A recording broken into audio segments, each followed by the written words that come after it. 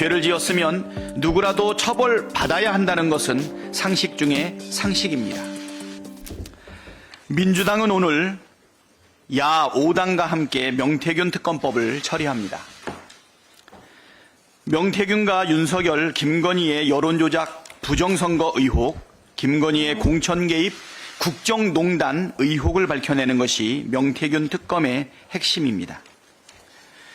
윤석열이 이 같은 범죄 사실을 덮으려고 12.3 내란 사태를 일으켰다는 사실은 비상계엄 선포 이전으로 기억을 되돌려보면 더욱 뚜렷해집니다. 한번 살펴보겠습니다. 작년 10월 31일 윤석열 대통령의 공천 개입을 입증할 육성을 민주당이 공개했습니다. 바로 이 자리에서 제가 이 모니터를 통해 가지고 공개했던 것 다 기억나실 겁니다. 윤석열이 당에서 말이 많네 라고 했던 명태균과의 통화 녹취록이 바로 그것이고 김건희 특검 여론이 불타올랐습니다.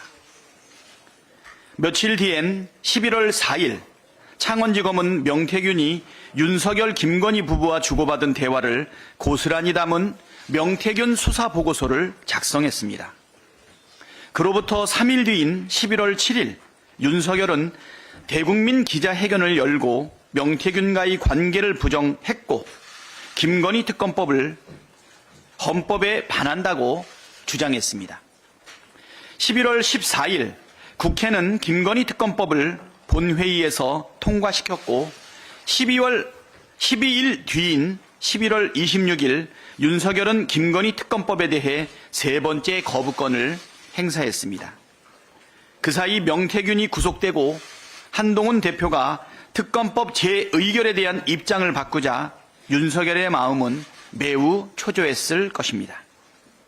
명태균이 구속 전 모 언론사 기자에게 통화 녹음 파일이 담긴 USB를 건넸고 김건희는 해당 매체 폐간을 언급할 정도로 격노했다고 합니다. 12월 2일 명태균이 자신의 황금폰 공개를 공언하자 다급해진 윤석열은 바로 다음 날인 12월 3일 말도 안 되는 비상계엄을 선포했습니다. 이처럼 명태균 게이트는 12.3 비상계엄의 트리거였고 명태균 특검은 12.3 내란 사태의 원인과 내막을 밝혀낼 열쇠입니다. 윤석열, 김건희 부부가 명태균과 야합해 벌인 중대범죄의 증거들은 이미 차고도 넘칩니다. 명태균 특검은 정쟁이 아니라 나라를 정상화하자는 것입니다.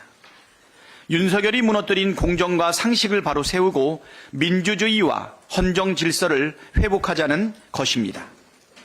죄를 지었으면 누구라도 처벌받아야 한다는 것은 상식 중에 상식입니다.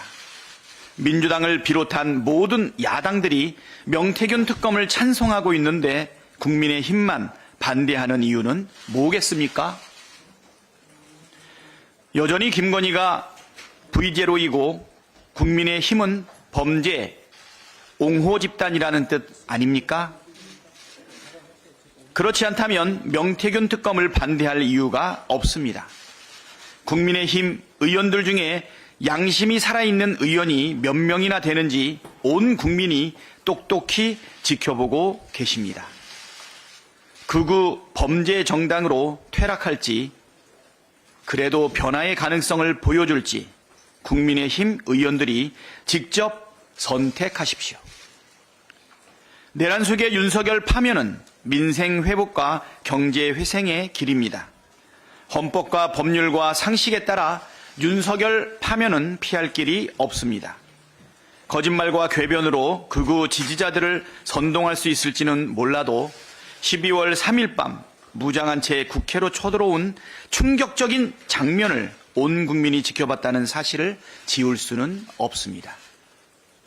굳이 12.3 비상계엄으로 GDP 6조 3천억 원이 날아갔다는 사실을 언급하지 않더라도 민생 회복과 경제 회생을 위해 파면은 필수적입니다.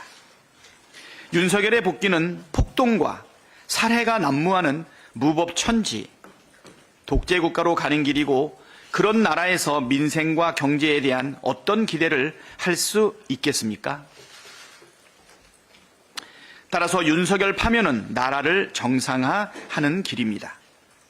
국민의힘은 그동안 내란을 옹호하고 사법부에 대한 폭동을 선동하고 헌법재판소를 흔들며 반국가 세력이나 할 법한 언행을 일삼았습니다.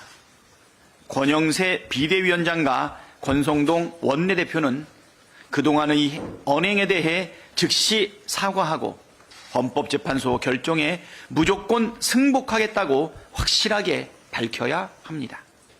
더 이상 역사의 죄인이 되지 말고 이성을 되찾길 바랍니다.